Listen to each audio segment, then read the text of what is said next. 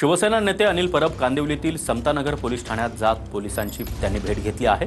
सावली बार प्रकरणी त्यांनी पोलिसांसोबत चर्चा केली आहे। डान्स बार ह्या महाराष्ट्रात बंदी असलेली गोष्ट आहे। महिलांसाठी लाजिरवाणी गोष्ट आहे। महाराष्ट्रात असंख्य कुटुंब या डान्समुळे देशोधडीला लागलेली आहेत। स्वर्गीय आर पाटलांनी हा डान्स बार बंद केला होता, कारण महाराष्ट्रातल्या तरुणांना देशोधडीला लावण्याचं काम या डान्स बारने केलं होतं।